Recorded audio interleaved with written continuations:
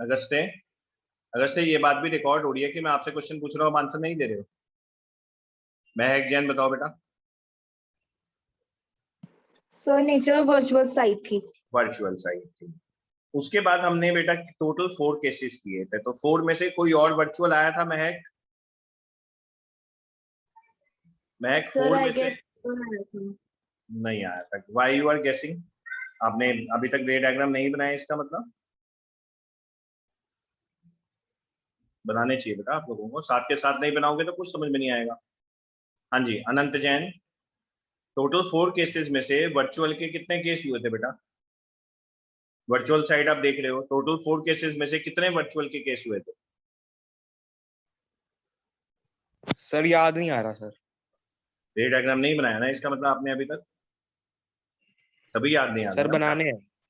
कब बनाओगे बेटा? मेरे ख्याल से ये क्लास तो सर परसों, आज बना लो। उसी दिन अगर नहीं बनाओगे तो आपको रे डायग्राम समझ में नहीं आएंगे बेटा। पलक गोयल, यस सर। कितने बेटा केस बने थे, कितने वर्चुअल इरेक्ट बने थे? सर वर्चुअल एक ही बना था। सिर्फ एक केस बना था। जब आप लोगों का ऑब्जेक्ट, सभी जाने स्टूडेंट, फास्ट ट्रैक पे मैं पिछली क्लास का ले रहा हूँ, हमने टोटल केसेस होते हैं कनकेव मिरर के 6 केसेस, ध्यान देना जरा। जो टोटल केसेस आपके होते हैं वो होते हैं 6, जिसमें से जो एक केस होता है वो वर्चुअल होता है, सिर्फ एक केस। बाकी जो 5 केसेस बनते हैं वो बनते हैं रियल वाले। और सर ने ये बताया था जितने भी वर्चुअल केसेस होते हैं, जितने भी वर्चुअल केसेस होते हैं वो सारे के सारे क्या होते हैं? इरेक्ट होते हैं। वर्चुअल हमेशा क्या होता है? इरेक्ट होता है। Erect in nature. Yes, erect in nature. तो ये तो सबको याद है। और जो जितने भी रियल होते हैं वो सारे के सारे क्या होते हैं? Inverted in nature. जितने भी रियल आपके होते हैं वो सारे के सारे आपके इन्वर्टेड इन नेचर होते हैं। ठीक है, nature.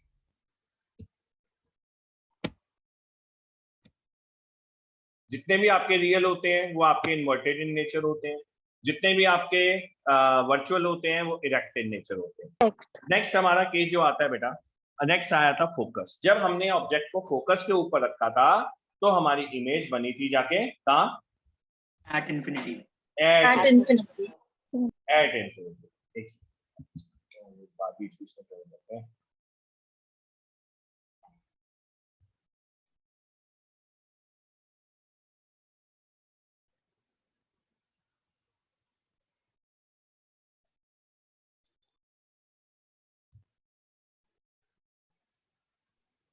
Sir, your voice is not coming. एक मिनट बेटा, एक मिनट, तो स्टूडेंट बीच में ज्वाइन कर रहे हैं।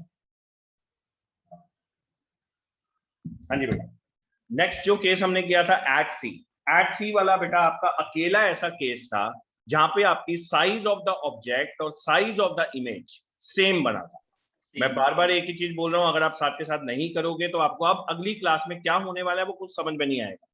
ये चीज आप लोगों को बनानी तो है, साथ में याद भी रखनी है।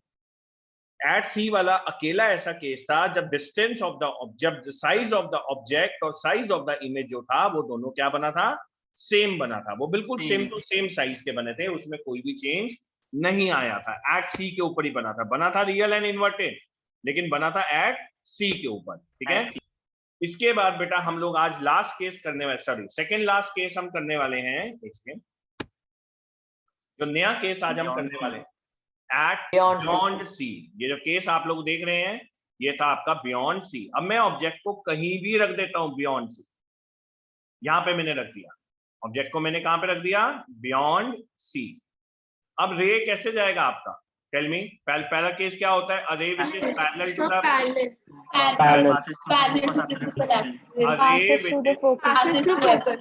passes through the focus. Array which is parallel to the principal axis always passes through the focus. ठीक है, अब हमने सेंटर ऑफ कर्वेचर वाला कभी नहीं किया, इस बार हम सेंटर ऑफ कर्वेचर वाला ले लेते हैं। अरे which is passing through the center of curvature क्या कर लेता है? अपने पाथ को रीट्रेस कर लेता है। ये देखो बेटा, ये रे गया जो कि पैरेलल गया, ये आपका ये हो गया ए, ये हो गया बी। अरे which is parallel to the principal axis retraces his path. इसने अपने पाथ को रीट्रेस कर लेना। ये पोल है, ये आपका रे पैरेलल आया, फोकस से चले गया। ये रे जो सेंटर ऑफ कर्वेचर से गया, इसने टकराने के बाद, मिरर से टकराने के बाद रिफ्लेक्ट बैक हो गया, रीट्रेस कर लिया। अब आपका जो ऑब्जेक्ट बना, मैंने प्रथम कहा कई बार बोला हुआ है, टॉपिक पूरा होना दिया करो, फिर हैंड रेस कर लो बेटा, मैं डाउट पूछता हूँ हर किसी से, बीच बीच में डिस्टर्ब मत किया करो। ये आपका जो वैल्यू आ जाती है, यहाँ देखें अब आप, ये आपकी इमेज यहाँ बनी, ये देख रहे हैं आप, ये आपकी इमेज फॉर्म हो गई है। और इमेज को हम लोग किससे डिनोट करते थे? A dash A dash B dash. A dash B dash. ठीक है। अब अगर हम इसकी रियल नेचर की बात करें तो ये किस साइड में बन रहा है? मिरर के सामने बन रहा है। Real and inverted. and inverted. Real and inverted. बेटा आप साथ के साथ प्रैक्टिस करें, बाद में ये 0 है, कुछ समझ में नहीं आएगा, ये तो समझ में नहीं आएगा, बाद में आपको जो आगे न्यूमेरिकल करवाने वाला हूं वो भी समझ में नहीं आएगा। Real and inverted. और जो साइज आप लोगों को लग रहा है, क्या लग रहा है? छोटा लग रहा है, smaller in size, smaller in size, छोटा लग रहा है, ये लग रहा है स्मॉलर इन साइज, स्मॉलर लिख लेते हैं अभी सिर्फ। नेक्स्ट आता है पोजीशन। पोजीशन का Between C and F. Between C and F. Between F and C. Between C and F, F. C और एफ के बीचों बीच ये इसकी देखो इमेज बन रही है, ठीक है। ये रियल साइड है, ये वर्चुअल साइड है। रियल इन्वर्टेड बनी, स्मॉलर बनी, बिटवीन सी एंड एफ बनी। इससे पहले कोई भी केस में इमेज छोटी नहीं बनी थी, कोई भी केस आप याद कर लो, कोई भी केस में इमेज छोटी बनी थी क्या? इससे पहले नहीं बनी थी ना। No, sir. ये this is the only one case जिसमें इमेज जो है क्या बन रही है? छोटी बन रही है, जिसमें इमेज जो है स्मॉलर इन साइज बन रही है।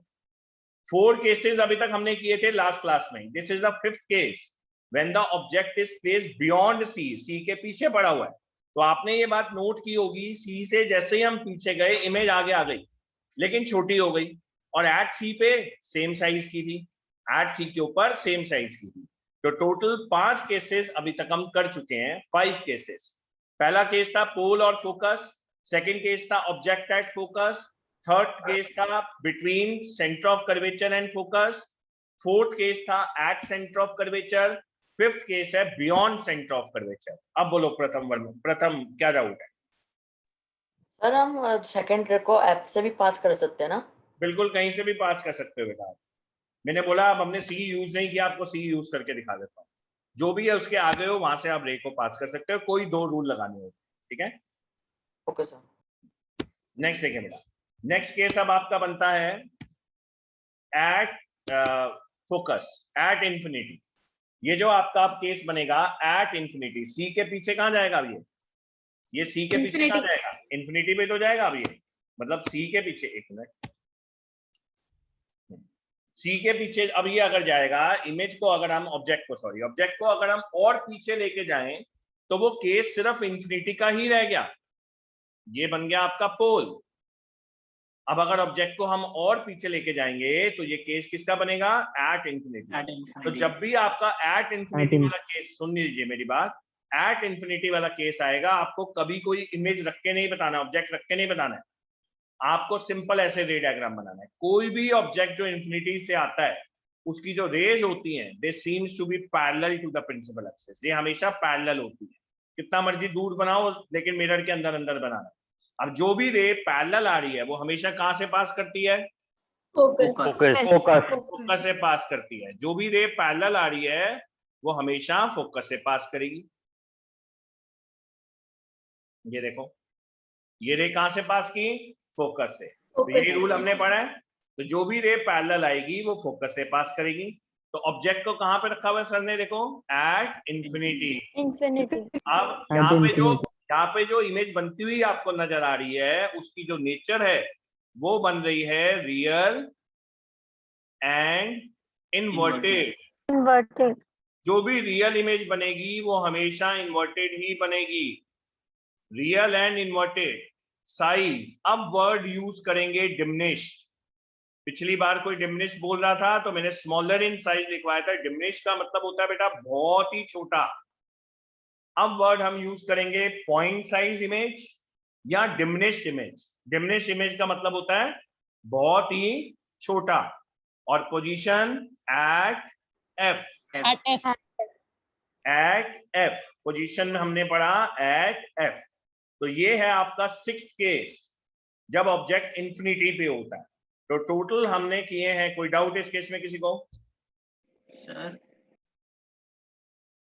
बोले सर, सर के आगे भी बोले Aditya Bansal. yes sir how we will do the naming of these ma'am object and image naming means, naming नहीं है बेटा, इंफिनिटी पे है ना, बहुत दूर है ना वो, तो उसको हम ऐसे पास से तो देख नहीं सकते।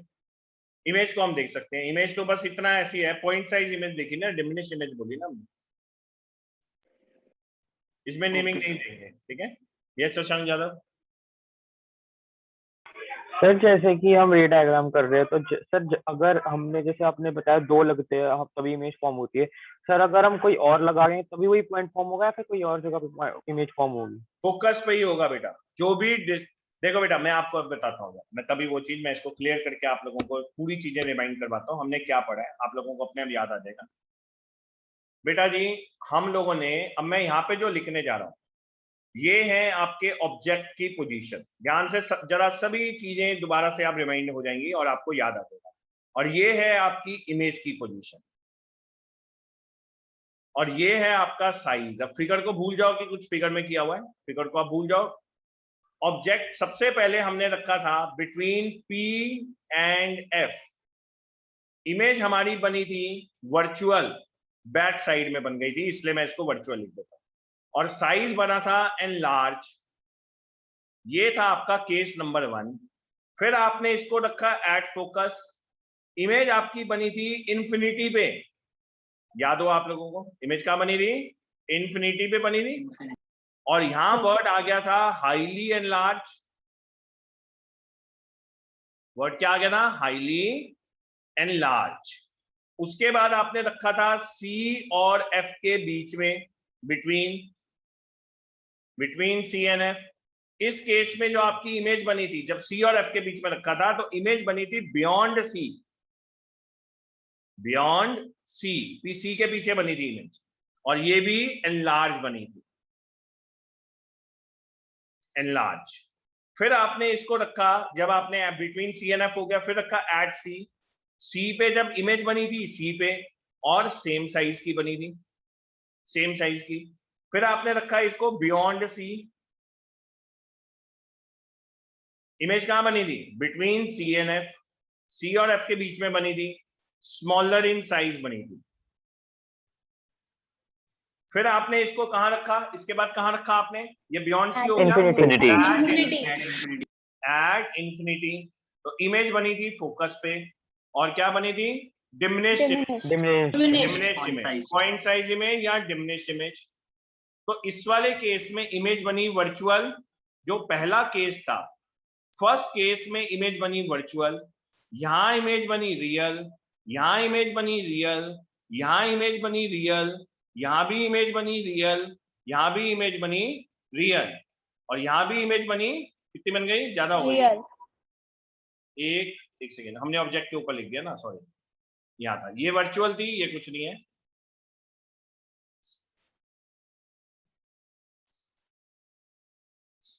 पहला वाला केस वर्चुअल का था और बाकी सारी केसेस रियल के थे। तो ये आपको माइंड में रखना है, इसके बिना न्यूमेरिकल सॉल्व नहीं हो सकते हैं। तो फर्स्ट केस किसका था स्टूडेंट्स? वर्चुअल, जब ऑब्जेक्ट पोल और फोकस के बीच में पड़ा होगा। टीचर तुम्हें ऐसे घुमा के क्वेश्चन देगी। और एक चीज और नोट करो, जब आप ऑब्जेक्ट को फोकस के ऊपर रखते हो इमेज इंफिनिटी पे बनती है, और जब इमेज को ऑब्जेक्ट को इंफिनिटी पे रखते हो तो इमेज कहां बनती है? फोकस पे। बेटा हो गया ना?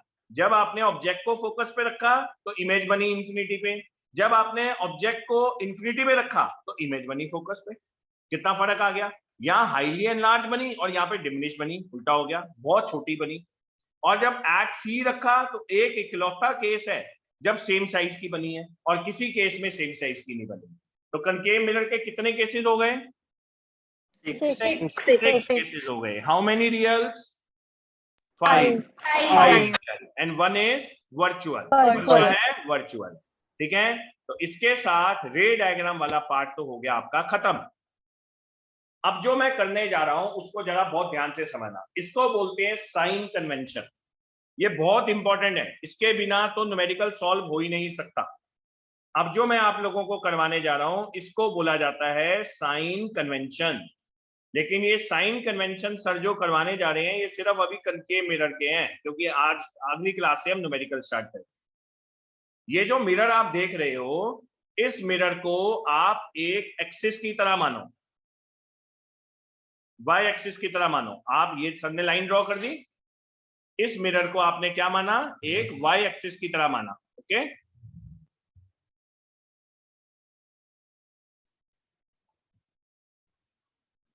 ये देखो, ये हो गया आपका वाई एक्सिस। अब जरा मुझे आंसर देना, ये हो गया पॉजिटिव वाई एक्सिस, ये हो गया नेगेटिव वाई एक्सिस, ये हो गया पॉजिटिव एक्स एक्सिस और ये हो गया नेगेटिव एक्स एक्सिस। यहां तक कोई डाउट? ये No, तो sir. क्वाड्रेंट पता है। No sir. No.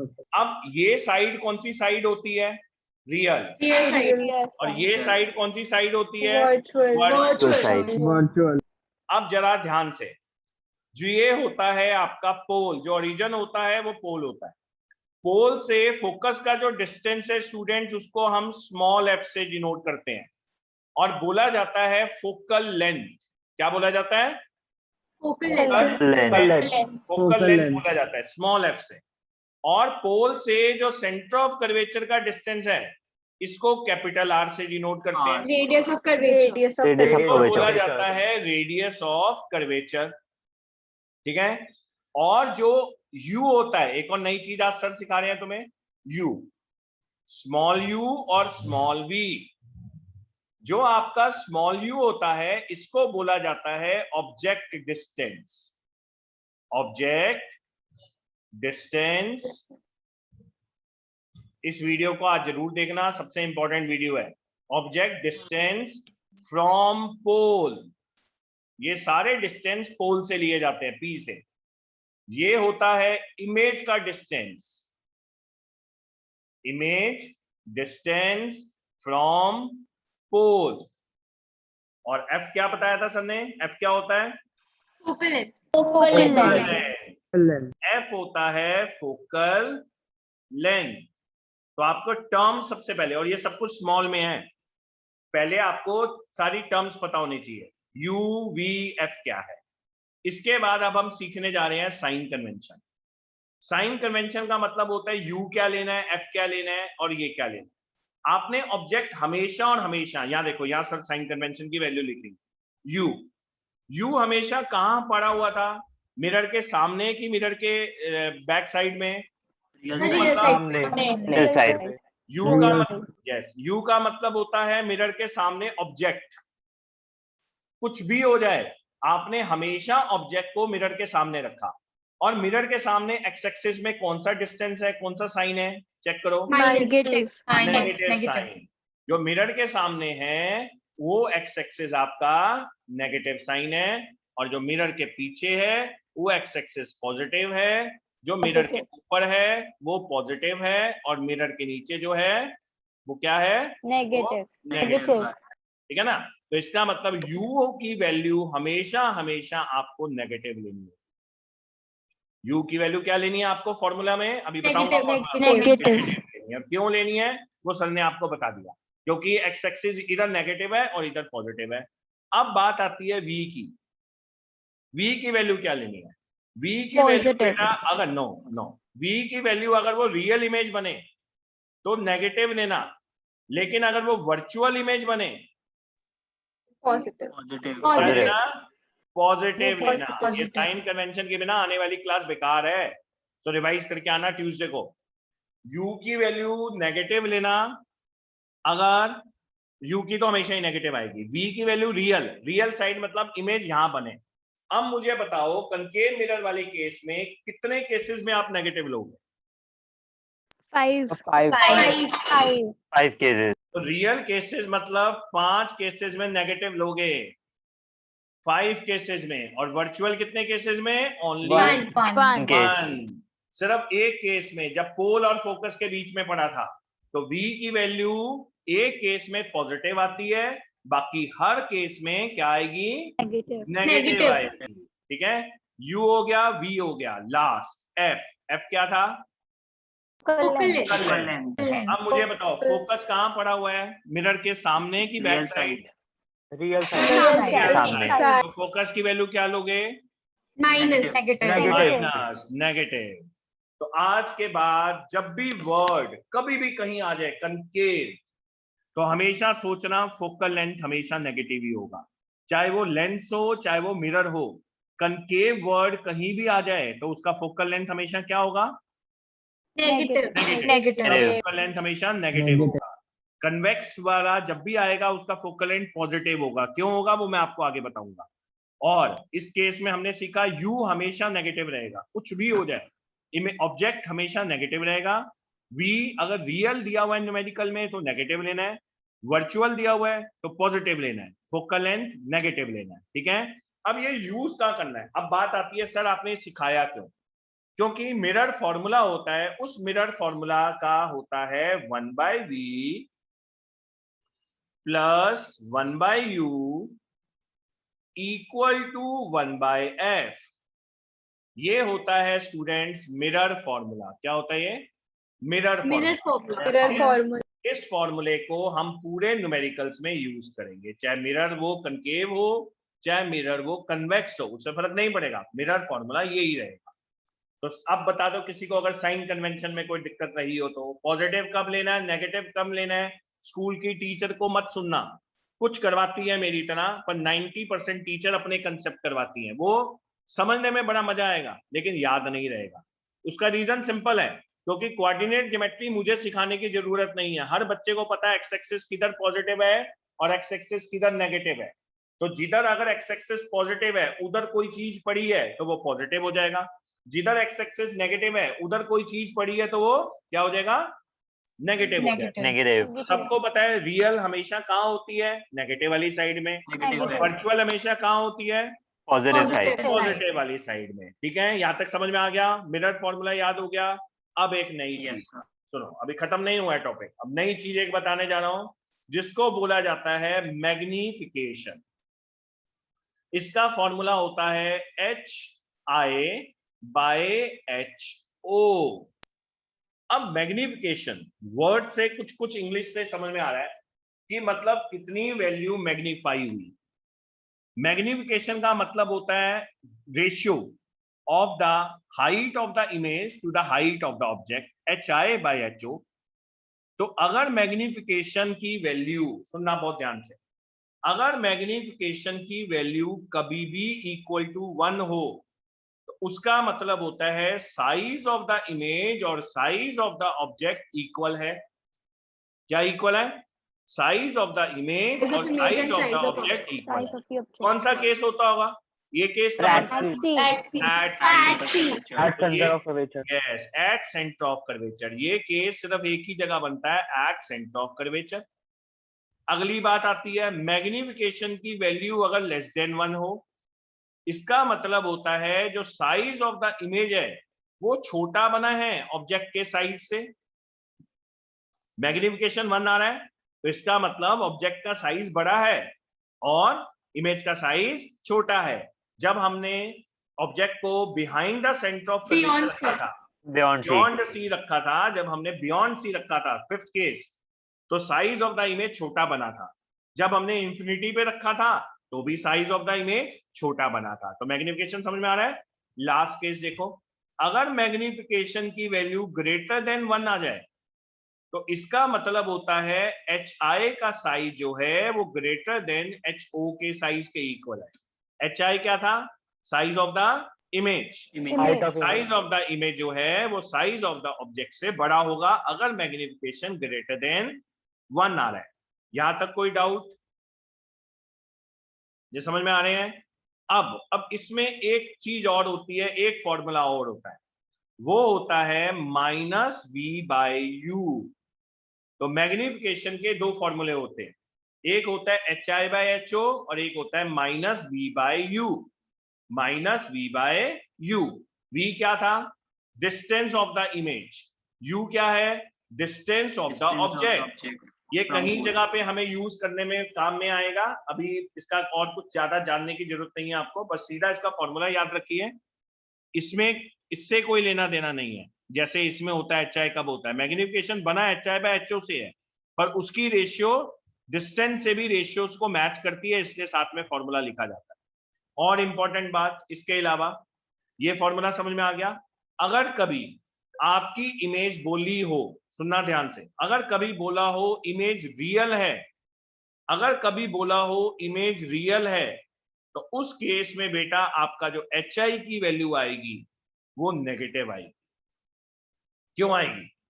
क्योंकि हाइट जो होती है वो y एक्सिस पे चलती है, हाइट y एक्सिस से देखी जाती है। रियल वाली इमेज हमेशा क्या होती है स्टूडेंट्स, वर्चुअल या इरेक्ट? Inverted.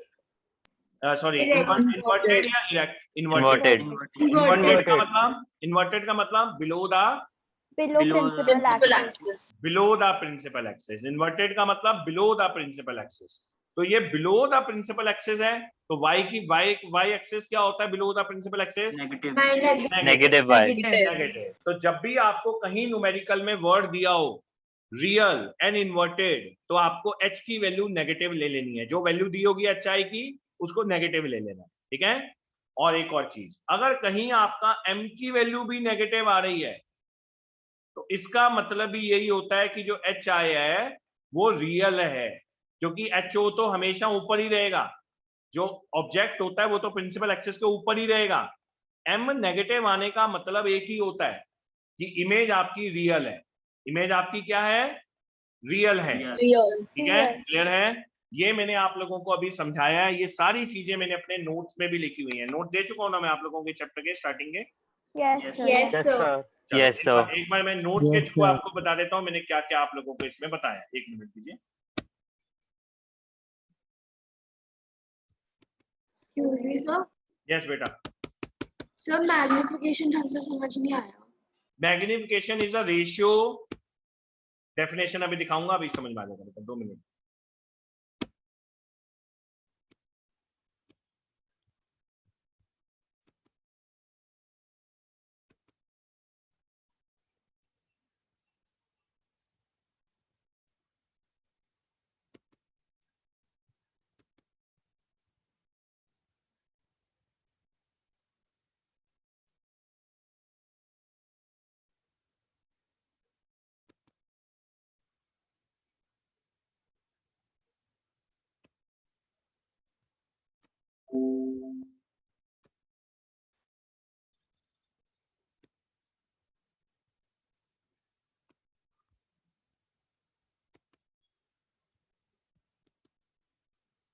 ये देखो बेटा, फर्स्ट पेज हम स्टडी कर चुके हैं, सेकंड पेज हमारा खत्म हो चुका है नोट्स में, थर्ड पेज हमारा खत्म हो चुका है, फोर्थ पेज ये सारे रे डायग्राम, फिफ्थ पेज ये सारे रे डायग्राम हम कंप्लीट कर चुके हैं। आज हमने ये सारे रे डायग्राम किए हैं बेटा।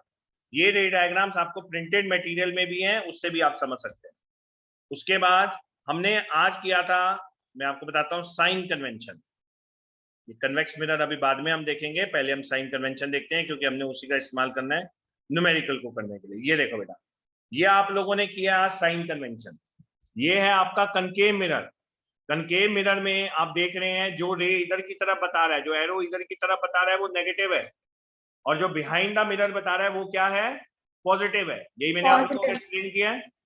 जो भी चीज इधर की तरफ आएगी वो नेगेटिव आएगी, और जो भी चीज इधर की तरफ आएगी वो क्या आएगी? पॉजिटिव। जो भी चीज अपवर्ड प्रिंसिपल एक्सिस आएगी वो पॉजिटिव, और जो भी चीज बिलो द प्रिंसिपल एक्सिस आएगी वो नेगेटिव। तो सर ने क्या बताया था? Object distance u is always negative. Negative focal length concave mirror की हमेशा नेगेटिव, Negative. ठीक है। अभी कन्वेक्स मिरर की तरफ ध्यान मत दो आप, कनकेव मिरर की नेगेटिव। उसके बाद सर ने आप लोगों को बताया मिरर फॉर्मूला। बेटा इसको बहुत ध्यान रखने हैं, क्योंकि नेक्स्ट क्लास से हम न्यूमेरिकल करवाएंगे। ये था आपका mirror formula, 1/v + 1/u = 1/f। और ये है आपकी मैग्निफिकेशन। जिसको मैग्निफिकेशन समझ में नहीं आया वो ये डेफिनेशन याद कर लो, आपको अपने आप समझ में आ जाएगा। It is the ratio of the height of the image to the height of the object. मतलब सिंपल, आप अगर आप size of the image, size of the object की रेशियो निकालेंगे तो उसको बोला जाता है मैग्निफिकेशन। और मैग्निफिकेशन का एक और फॉर्मूला होता है -v/u। अब यहां लिखा हुआ है m is negative, image is real. अगर m की वैल्यू कभी नेगेटिव है, इमेज रियल होगी, क्योंकि सर ने क्या बताया था? मैग्निफिकेशन का फॉर्मूला क्या है? HI/HO, ये वाला। और अगर आपका HI नेगेटिव होगा तभी तो मैग्निफिकेशन भी क्या हो जाएगा, नेगेटिव हो जाएगा ना आपका। Negative. m is positive, image is virtual. अगर m आपका पॉजिटिव है तो इसका मतलब जो hi की वैल्यू है वो भी तो पॉजिटिव है। mi और hi अगर पॉजिटिव हो गया मतलब प्रिंसिपल एक्सिस के ऊपर, और जो भी चीज प्रिंसिपल एक्सिस के ऊपर होती है वो चीज क्या होती है, वर्चुअल। Virtual. प्रिंसिपल एक्सिस के ऊपर होगी वो वर्चुअल, ठीक है। और यही सर ने यहाँ पे ये सब कुछ करवाया आपको। ये वाला पॉइंट पढ़ो, hi ग्रेटर देन ho है, देन m की value greater than 1, image is enlarge. अगर m की वैल्यू लेस देन 1 है, hi जो है ho से छोटा है, और अगर m की वैल्यू इक्वल टू 1 है, hi जो h1 के इक्वल है। भैया m इक्वल टू 1 कब आएगा, जब ये दोनों इक्वल होंगे और कट के आंसर 1 आ जाएगा, जब दोनों का साइज क्या होगा, इक्वल होगा। और वो केस कब होता है, कब होता है वो case, At C. At C. Yes सत्य बंसल फास्ट। तो सर हम इसमें लिख सकते हैं height of the image is directly proportional to the magnification. नहीं बेटा, इससे कोई मैग्निफिकेशन इज